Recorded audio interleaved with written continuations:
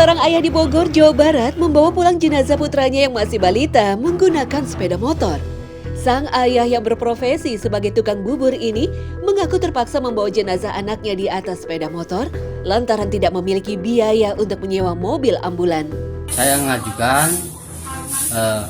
mengajukan minta ambulan, tolong bisa anterin nggak ke Karangasem dekat.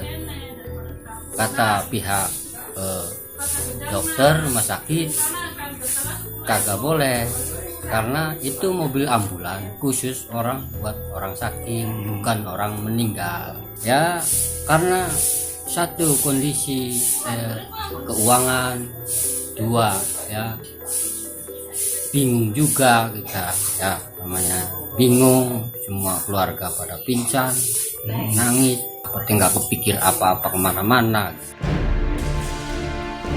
Jenazah balita tersebut kini telah dimakamkan oleh keluarga di area belakang rumahnya. Sebelumnya, balita malang ini sempat dilarikan ke rumah sakit akibat mengalami demam tinggi dan tak sadarkan diri. Diduga balita tersebut meninggal dalam perjalanan.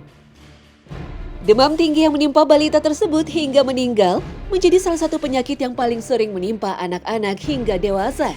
Dalam dunia medis, demam adalah bagian dari proses kekebalan tubuh yang sedang melawan infeksi akibat virus, bakteri, atau parasit.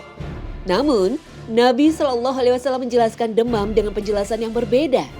Rasulullah Shallallahu Alaihi Wasallam bersabda, sesungguhnya penyakit demam panas adalah berasal dari hembusan neraka jahanam. Hadis riwayat Bukhari. Ibnu Qayyim dan Ibnu Hajar menjelaskan dua hal dalam memahami hadis ini. Pertama, panas demam bisa sebagai contoh dari siksaan atau perasaan yang kelak dirasakan penduduk neraka. Penjelasan kedua, bisa bermakna adanya persamaan antara panas yang ditimbulkan oleh demam dengan panas yang ditimbulkan oleh hembusan api neraka. Secara khusus, Rasulullah Shallallahu Alaihi Wasallam menyebutkan khasiat demam yang bisa menghapus dosa dan menambah pahala.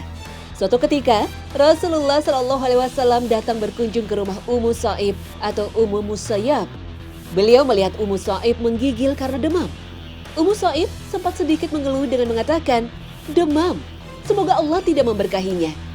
Maka Nabi bersabda, janganlah kamu mencela demam, karena dia dapat menghilangkan dosa-dosa anak Adam. Seperti halnya alat peniup api membersihkan karat-karat besi. Hadis riwayat Muslim. Terkait dengan kepengurusan jenazah anak kecil, syariat agama tidak membedakannya dengan jenazah orang dewasa. Dimandikan, dikafani, dan disalatkan serta didoakan. Akan tetapi, mendoakan jenazah anak kecil berbeda dengan mendoakan jenazah orang dewasa. Jika orang dewasa didoakan dengan meminta ampunan pada Allah SWT, maka anak kecil tidak perlu dimintakan doa ampunan. Mengapa demikian? Pertama, karena anak kecil dilahirkan dalam keadaan suci, ia lahir tanpa sedikit pun membawa dosa hingga nanti mencapai usia balik. Bahkan ketika melakukan perbuatan dosa pun, anak kecil dimaafkan dari dosa itu dan tetap berada dalam fitrah kesuciannya.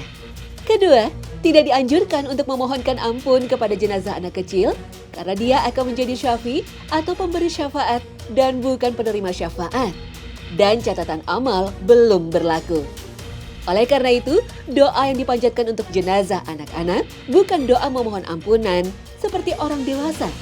Akan tetapi, didoakan agar menjadi tabungan bagi orang tuanya. Abu Hurairah radhiyallahu anhu ketika mendoakan jenazah anak kecil, ia membaca, Allahumma ja'alhu lana salafan wa faratan wa dhukhran. Ya Allah, jadikan dia sebagai pahala yang disegerakan dan simpanan abadi bagi orang tuanya. Hadis riwayat Baihaqi. Doa ini pula yang diamalkan generasi terbaik Nabi, murid-murid para sahabat atau generasi tabi'in.